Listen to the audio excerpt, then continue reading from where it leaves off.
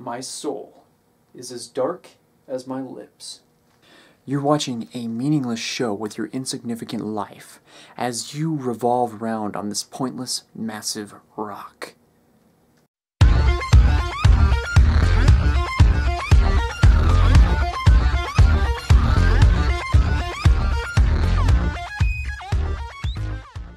Welcome to My Crazy Week, ladies and gentlemen. My name is Cullen Newcaster, and I am your host. Today's episode is the Thursday episode.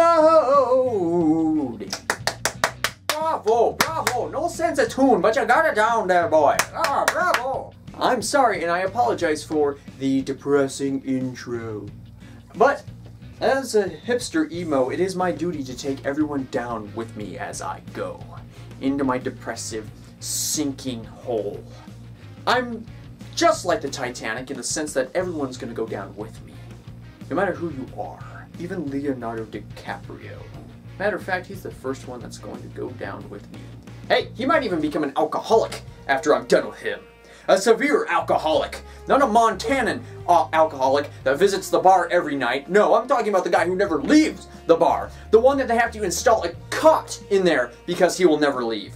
That will be Leonardo DiCaprio after I'm done with him. Because I'm just that hipster of an emo.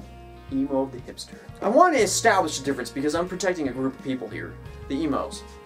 Not all of them are cutters. Are they? Maybe they all are. Emos and emus. This is a huge, huge controversy in today's media. It seems that older people are taking to calling them emus. Why? Because they were around when the bird was still around. Old. I'm saying they're old. They're old people. Emus! Extinct bird! Emos! Depressive people that might have a deeper insight to life than what we can see. We might be wrong. Maybe they're right. Who knows? This is weird. Let's go on to the next topic. Look at this. A returning champion slays the question beast and returns once again to Canterlot. Pulling this sword from this stone, Ben Hume asks, talk about Marta Ferguson. Drop the sword, it just got hot in here. Did it just get hot in here? That's right, the debate just got hot in here. It is not a debate. It is actually a little bit of history that I have to give you. Why? Because she was a history and government teacher. Right, for those of you who do not know me from school, Marta Ferguson was a teacher. And when I say a teacher, I mean she was a judge, an executioner, and a jury, all rolled into one. That is a severe disbalance of power. How do I know this? Because I studied government with her and she, by God, crammed all of that knowledge into my little fat head. Marta Ferguson was the strictest, yet the funniest teacher that we had in school. I greatly admire her. So there's the fine print there. I greatly admire her. Now that I said that, we can move on to all of the negative things that she has done to me. Man, you want to talk about scary? Halloween is nothing compared to this woman.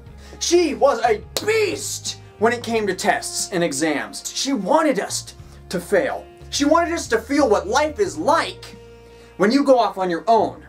And you know what her excuse was for making these long, timed tests? I'm just getting you ready for college. Whoa! Whoa! Hey! Whoa! That's like pulling a knife in a gunfight. You know why? Because there's a bunch of angry students sitting around going, this is bull crap. This is bull crap. You want to know why? You want to know why? It's bull crap. Because we're not in college yet. Oh! Oh! Look at that. We got you pinned down with an argument. The Ferg would rise. Rise to the occasion. She used to work for a lawyer. She would help compile arguments and she would do all this paperwork so she could argue a point. And we could never freaking win, man. We could never win. She would demolish.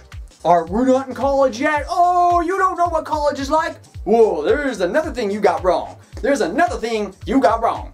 She has been to college many times. I think 3 times, maybe more. She has a couple associate's degrees, bachelor's, and I think she's working, or she has the potential to work to get a master's. So I shut up in her class. That's a lie. I didn't shut up in her class. I was the one who talked the most, but I sat in the back so I could hide from the artillery shells that she would drop on our class. And those who sat in the front got the bulk of the arguments and the debates. They were our voices, and damn it if they weren't brave. Imagine you in your underwear trying to storm up Normandy Beach. It's World War II. It's D-Day. You got nothing but your skivvies and a couple of boots on your feet. You don't have a gun, you don't have a helmet, you got no clothes, it's cold, it's wet, the wind is lashing at you, you are sunburnt and windburnt, salt is getting into your eyes from the ocean as you storm out of the boat. This is a Marta Ferguson attack. It is her assailant. She uses her words as mighty knights uses swords to defend from dragons and intruding invaders.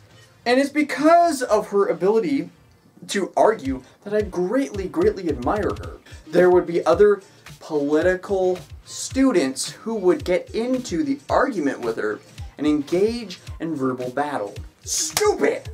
It was dumb! She was a dictator over that class. Who pokes a sleeping bear with their nubby little finger and expects to turn around and walk away? Imagine that bear with a pair of cubs. That's Miss Ferguson! You just don't walk up and poke the damn bear. I don't care who you are. You don't walk up and be like, oh, you see this gyrating finger? Oh, it's going to find you. Poke bear, poke it bear. Little cub's mine. And the rest of the class is dazed, blood splatter on our face, gore hanging off of our ears as earrings, dingly dingly doo. Just going back and going through memories of how Miss Ferguson initiated debates scares me every time. I peed a little.